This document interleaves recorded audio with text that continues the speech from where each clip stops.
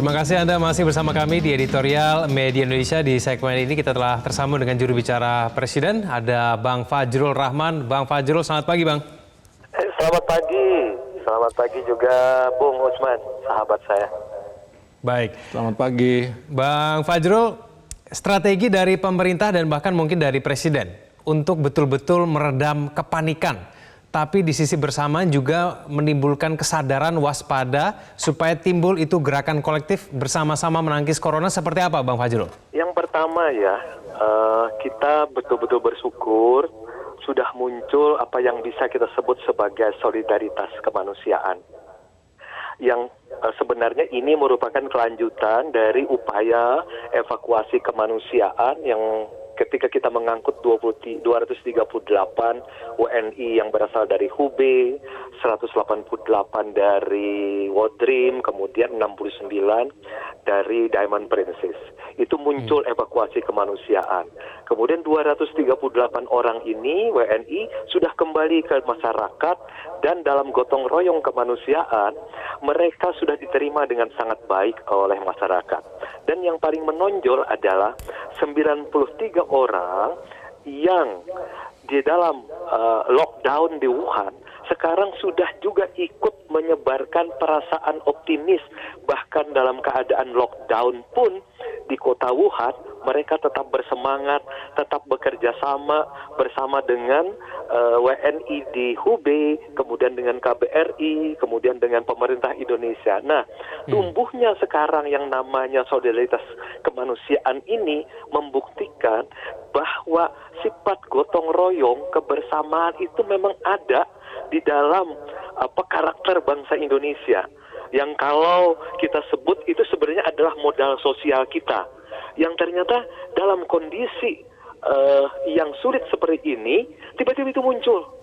Nah, ini yang menarik. Misalnya tadi disebutkan dari gereja, dari masjid, pengurus besar NU, kemudian semua perguruan tinggi, semua masyarakat tiba-tiba sekarang mari kita bersama-sama dalam gerakan mencegah ini. Jadi poin yang dikembangkan oleh Metro TV tentang gerakan kolektif tangkis corona ini betul-betul mampu membaca apa yang sebenarnya menjadi karakter dan realitas dari bangsa Indonesia. Terima kasih Metro TV. Baik. Bang Fajrul, tapi masih ada Bang yang mungkin ragu dengan apakah pemerintah mampu betul-betul menangkal virus corona. Bahkan ada yang sudah kita saksikan di media sosial, banyak yang memborong sejumlah benda begitu di swalayan, dan bahkan banyak yang takut begitu, jangan-jangan Depok ataupun daerah Indonesia lainnya bisa seperti Hubei ataupun seperti Daegu di Korea Selatan yang seperti kota mati. Bagaimana kemudian dari kepresidenan betul-betul untuk membuat masyarakat sadar bahwa Indonesia tidak akan seperti itu, Bang? Yang kedua, selain adanya gerakan kolektif atau solidaritas kemanusiaan yang sudah dimunculkan oleh Metro TV ini, sejumlah media sudah bagus sekali juga mengangkat. Sebagaimana kemarin kami dipanggil oleh Presiden Joko Widodo, beliau mengabarkan 2 orang kasus 1 dan kasus 2 yang sedang ditangani ini kondisinya sudah membaik. Kemudian yang kedua, beliau menyampaikan bahwa dari 80 ribuan lebih orang-orang yang terkena kasus COVID-19 di seluruh dunia, sudah hampir 40 ribu orang itu juga sembuh. Jadi ini bukan sesuatu yang tidak bisa ditangani, tapi secara pengobatan bisa ditangani dan kemudian pencegahannya pun bisa ditangani. Tadi malam pemerintah sudah mengumumkan ada 132 rumah sakit yang bisa menangani kasus-kasus COVID-19 ini secara langsung.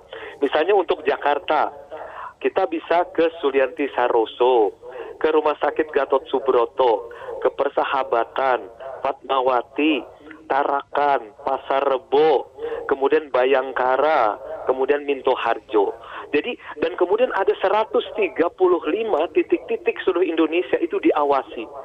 bisa bayangkan ada titik-titik di mana bisa masuk penduduk dari luar ke Indonesia.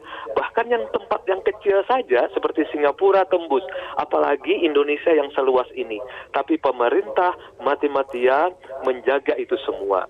Dan terhadap mereka yang memborong misalnya alat kesehatan, sudah 2 hari ini Kapolri bersama jajarannya sudah menangkap mereka yang mencoba mengambil keuntungan dari persoalan ini.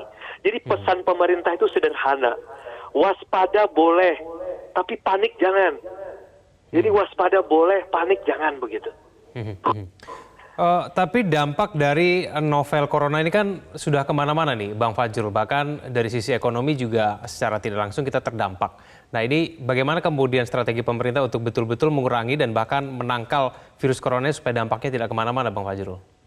Betul, sejak hari pertama di kasus Hubei, pemerintah atas arahan dari Presiden Joko Widodo itu sudah beberapa kali melakukan rapat terbatas dan rapat kabinet terkait langsung misalnya dalam kasus bagaimana menjemput mereka, kemudian yang kedua bagaimana perekonomian kita, ketahanannya bisa terus-menerus dikembangkan atau terus-menerus dikuatkan agar bisa menghadapi ini. Memang kita semua menghadapi, misalnya pariwisata itu yang paling terkena tentu untuk teman-teman di Bali. Walaupun Bali ini juga menarik.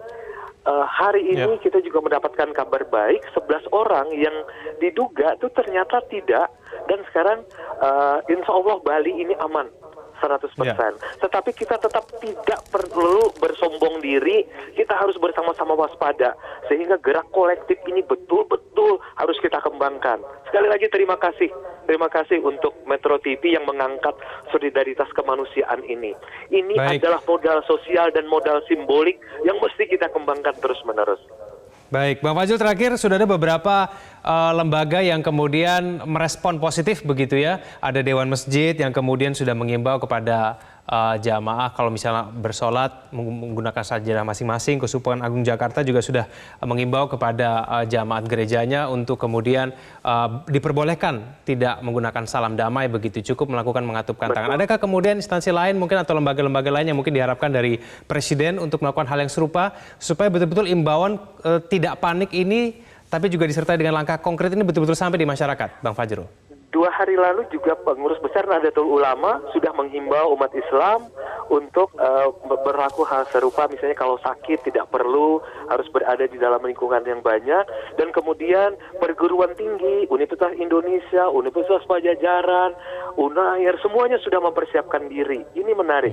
Dan kemarin dalam Rakernas, Kementerian Perdagangan, Presiden sudah menunjukkan juga cara yang baik di istana, yaitu setelah beliau masuk, beliau mengatupkan tangan kepada hampir 100-an orang peserta, kemudian ketika selesai, beliau kembali mengatupkan tangan sambil berjalan, seperti itu. Kalau beliau adalah very important person kan, dan kami di istana juga sudah ditembak dengan thermal gun itu supaya memperlihatkan kalau 37,5 kami tidak bisa masuk. Dan itu juga di mana-mana sekarang BUMN misalnya sudah memberikan gratis juga misalnya masker dan kemudian juga hand sanitizer, dan kemudian juga seperti ini Kimia Farma sudah boleh sudah menawarkan misalnya boleh 1 orang 2 masker dengan harga yang rendah yaitu Rp2.000. Jadi kita seluruh Indonesia sekarang bergerak dalam solidaritas kemanusiaan, dalam satu gerak kolektif. Ini yang lebih penting yang harus dikembangkan. Karena urusan pencegahan ini urusan kita bersama, tetapi terkait dengan penanganan penyakit itu memang tugas dari pemerintah, dan pemerintah sangat siap menangani persoalan ini. Baik, Bang Fajrul, terima kasih telah bergabung bersama kami di editorial Media Indonesia. Selamat pagi, Bang. Terima kasih. Pemirsa, jangan kemana-mana, kami akan kembali dengan berbagai informasi penting lainnya masih terkait dengan tema kita hari ini. Tetaplah bersama kami di Metro TV. Pemirsa, kita akan mulai menerima telepon dari Anda. Kita akan sapa dulu Pak Sunoto dari Cirebon, Jawa Barat. Pak Sunoto, selamat pagi. Selamat pagi. Jadi gini Mas, masalah corona ini kan masalah yang sungguh sangat amat serius, ya kan. Jadi dalam usaha menangkisnya, kita memang betul harus bersama-sama secara kolektif dari segenap lapisan masyarakat. Terutama yang pertama, jangan sampai ada orang yang mau mengambil keuntungan di situasi yang lagi memprihatinkan ini. Yang kedua, segalanya memang butuh uang, tapi uang tidak segalanya. Yang segalanya itu hanya dua, Mas. Yang pertama adalah Tuhan, yang kedua adalah keselamatan jiwa. Oleh karena itu, kaum pengusaha pun ini harus melakukan sesuatu. Arsis, kami dari Himpunan Industri Mebel dan Kerajinan Indonesia yang secara schedule itu akan melakukan pameran internasional 12 sampai 15 Maret itu terpaksa kami hold. Bahkan itu ada ribuan calon visitor yang akan datang dan ada jutaan dolar transaksi yang akan kami gelar.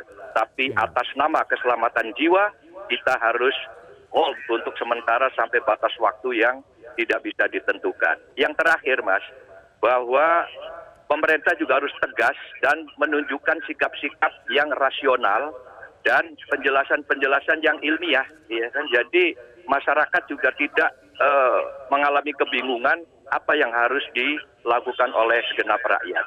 Saya kira itu, Mas. Terima kasih. Baik, terima kasih Pak Sunoto dari Cirebon. Kita langsung beralih ke Pak Mauhalizar dari Aceh Tengah. Pak Mauhalizar, selamat pagi. Selamat pagi, Bung Kevin. Selamat pagi, Bung Usman. Pagi, silakan Ya. Pak Mauhalizar. Dengan adanya warga positif corona di Indonesia, diharapkan dapat meningkatkan kewaspadaan semua masyarakat untuk lebih aware terhadap corona. Kita tahu pemerintah sudah bekerja keras, diantaranya dengan menjaga 135 pintu masuk ke Indonesia, juga telah mengevakuasi dan mengobservasi WNI dari berbagai negara. Untuk semua anak bangsa diharapkan dapat turut serta mengatasi corona, termasuk lembaga-lembaga negara, DPR, Ormas, dan juga perorangan minimal mensosialisasikan beberapa cara yang dapat menangkal corona, yaitu menutup mulut ketika bersin, kemudian cuci tangan dengan disinfektan, kemudian meningkatkan imunitas, memakan makanan yang benar-benar sudah matang, atau tidak bersentuhan dengan binatang liar. Kemudian krisis center itu cukup hanya di pusat saja. Jangan justru daerah-daerah juga menentukan status daerahnya siaga 1 lah, akan meliburkan sekolah lah, atau yang lain-lain yang bisa menimbulkan kepanikan yang luar biasa di masyarakat. Kemudian mungkin Bung Kevin, pemerintah juga dapat menjelaskan tentang masker. Tadi malam itu Erick Thohir sudah menjelaskan bahwa di Kimia Farma itu tersedia masker dan disinfektan. Jadi masyarakat jangan panik, jangan khawatir akan kehabisan masker, dan harganya juga sangat terjangkau. Kemudian Mas, kepada semua masyarakat itu diharapkan tenang tentang tidak menyebarkan hoax yang dapat merugikan kita semua. Kata Menkominfo itu sudah ratusan hoax tentang corona ini yang tersebar. Ini kan sangat merugikan kita semua. Dan apa maksud orang itu?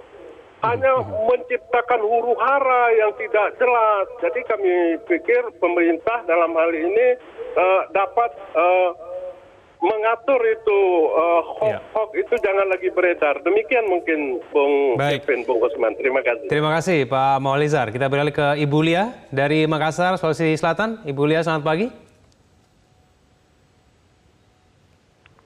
Ya, makasih. Silakan Bu Lia. Rasa khawatir dengan was-was Pak ini ya pasti ada Pak ya. Pasti ada, apalagi sudah ada diumumkan oleh Presiden bahwa ada 2 orang di Indonesia. Tapi seperti tadi saya setuju ulasan editorial bahwa jangan terlalu gegabah untuk menyikapi hal tersebut ya. Jadi kita harus bertindak tenang. Kemudian juga harus disosialisasikan ini dari tingkat paling bawah ini Pak ya, dari keluarga. Saya rasa kalau setiap keluarga itu bisa mensosialisasikan maka saya rasa tidak perlu yang lain-lain juga di luar ya Pak ya, karena kita kan dari satu keluarga dulu Pak ini. Sehingga dari tingkat paling bawah ini saya rasa bisa lebih efektif ya. Tapi yang kalau misalnya memang ditindaki juga atau ditindaklanjuti juga dari misalnya dari sekolah, dari misalnya tempat-tempat ibadah dan sebagainya, itu lebih bagus lagi. Karena lebih banyak kita bertindak, maka lebih bagus lagi, lebih mengantisipasi secara dini untuk penyebaran virus tersebut. Tapi saya setuju dengan himbauan pemerintah bahwa jangan percaya dengan seperti tadi dikatakan melalui media sosial. Tunggu pengumuman yang resmi dari pemerintah yang berkompeten. Sehingga kita tidak misalnya salah langkah yang seharusnya kita sudah terhindar, maka akhirnya akan lebih terjerumus ke arah itu barangkali Pak itu ya. Jadi cocok sekali bahwa pengumuman dari pemerintah, dari orang-orang atau yang berkompeten itu yang diharapkan. Jangan terlalu percaya kepada media sosial, karena itu tadi sudah dikatakan bahwa banyak yang menyesatkan. Barangkali inilah tindakan-tindakan kita kerjasama antara masyarakat dari tingkat paling bawah ke atas. Saya rasa untuk mengantisipasi secara ini bisa berhasil Pak secara maksimal. Makasih. Assalamualaikum. Waalaikumsalam. Terima kasih Ibu Lia dari Makassar. Selamat pagi. Kita bahas sedikit sebelum kita jeda. Bang Usman, masih ada alasankah sebenarnya masyarakat panik begitu? Ya, tidak perlu sebetulnya ya. Tadi dari sisi kesehatan misalnya itu prevalensi artinya kematian karena corona itu kan kecil, 2% sampai 3% lah. Ya memang berbagai negara berbeda-beda tingkatnya begitu kan. Dibandingkan dengan SARS itu bisa apa namanya lebih tinggi lagi dia bisa 10%. Nah jadi tidak perlu khawatir dan banyak yang sembuh. Tadi Bang Fajrul sudah mengatakan begitu. Kita sejak awal media Indonesia itu sudah bikin headline ya bahwa di Tiongkok pun banyak yang sembuh begitu. Jadi tidak perlu terlalu khawatir, tidak perlu berlebihan. Banyak orang yang mungkin nggak tahu, tidak terpublikasi begitu. Ya, kemudian dari sifat virusnya itu berbeda, dia bukan dengue gitu kan misalnya. Jadi ini bukan bakteri, jadi beda sebetulnya. Nah tidak perlu terlalu dikhawatirkan, terlalu berlebihan begitu, kemudian menyebarkan informasi yang tidak benar. Nah tadi saya kira peran lembaga-lembaga keagamaan itu penting, seperti Dewan Masjid melakukan imbauan, Keuskupan Agung. Itu kan bagus imbauan, pakailah sajadah bawa sendiri begitu kan, jaga kebersihan. Nah tetapi juga ada lembaga keagamaan yang justru menimbulkan kepanikan, menyampaikan sesuatu yang tidak ilmiah. Ya misalnya penyebab corona karena memakan yang haram, katakanlah babi begitu kan. Itu karena apa namanya hukuman misalnya seperti itu begitu kan. Jadi menimbulkan kepanikan, ini hukuman karena kezaliman. Nah ini nggak bagus ya seperti itu. Nantilah kalau mau ngomong seperti itu nanti setelah selesai begitu persoalan ini. Jadi ini nggak bagus kalau lembaga keagamaan justru membuat kontroversi lagi kan. Tidak ada bukti ilmiah juga bahwa misalnya katakanlah babi itu sebagai pembawa virus corona. Kemarin Kalelawar katanya sudah dibantah, beralih lagi ke babi, nanti beralih lagi kemana-mana. Kalau flu babi ya mungkin ya kan begitu, tapi corona kan tidak ada bukti ilmiah. Betul. Begitu. Oke baik, Bang Usman kita akan bahas berlanjut nanti segmen selanjutnya. Pemirsa jangan kemana-mana, kami akan kembali. Terima kasih Anda masih bersama dengan kami, Bang Usman. Kita lanjutkan pembicaraan kita sebelum jeda tadi. Memang ada lembaga keagamaan yang positif begitu ya, memberikan penjagaan bersama. Tapi ada juga memberikan informasi yang tidak ilmiah. Ini kan membuat masyarakat jadi bingung nih, Bang Usman. Peran lembaga keagamaan atau partisipasi lembaga keagamaan ini kan masuk civil society ya, Keuskupan Agung, Majelis Ulama Indonesia misalnya, kemudian Dewan Dakwah misalnya, atau Dewan Masjid misalnya begitu-begitu, itu kan penting perannya. Ya seperti Dewan Masjid yang mengimbau tadi itu ada 5-6 poin, itu bagus sekali, atau Keuskupan Agung tadi begitu. Kenapa penting? Karena memang kalau kita lihat kasus Singapura itu berawal dari rumah ibadah. Ya terjangkitnya itu di rumah ibadah satu jemaah. Ya di Korea juga seperti itu, apalagi sekte agama itu punya cabang, di Tiongkok begitu. Jadi orang biasa bolak-balik begitu. Nah kalau kita lihat lagi ke Iran misalnya, di Iran itu juga yang terjangkit paling banyak itu di Qom. Ya, Qom itu tempat suci bagi masyarakat Syiah di Iran sana, dan mereka punya ritual misalnya meratapi. Ya, meratapi di situ ada makam-makam imam begitu, meratapi sehingga ya kadang-kadang dengan seperti di tembok ratapan lah barangkali seperti itu ya. Saya sendiri tidak pernah ke sana begitu. Jadi kalau menangis mereka langsung tangannya disentuhkan ke dinding makam misalnya seperti itu. Itu juga kan membuat kemungkinan kemungkinan menyebarnya virus itu tinggi begitu. Nah, ini juga dari situ kenapa peran lembaga keagamaan itu penting. Tetapi perannya adalah bagaimana meningkatkan partisipasi masyarakat dalam mencegah. Ya, misalnya Kuskupan Agung bilang ya sudahlah salaman, tidak usah bersentuhan dulu, atau di masjid gunakan sajadah yang dibawa langsung, itu karpet harus sering divakum begitu kan. Nah, itu kan imbauan-imbauan yang bagus, tetapi kalau mengeluarkan statement yang saya kira justru makin memunculkan kontroversi begitu, itu tidak baik. Ya, misalkan tadi yang saya sampaikan, karena makan babi katanya begitu. Padahal tidak ada bukti ilmiahnya begitu.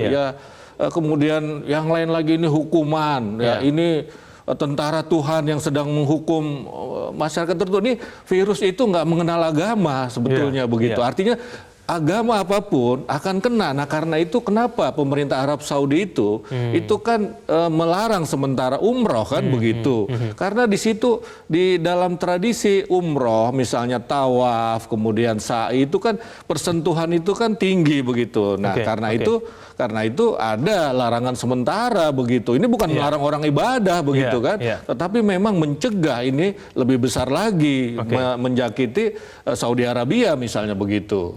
Bagaimana kemudian pemerintah bisa betul-betul mencegah, Bang? Ini kalau ada lembaga-lembaga seperti ini yang memberikan informasi yang menyesatkan. Pemerintah boleh juga meningkatkan partisipasi publik. Nah, karena itu cara komunikasinya yang mesti baik.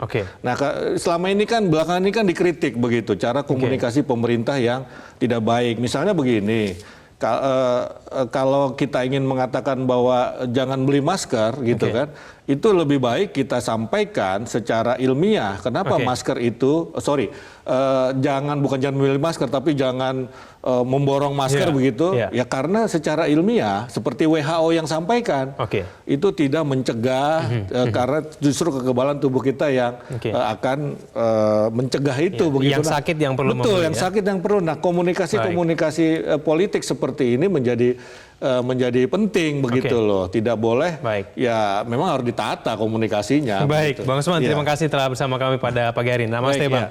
Namaste.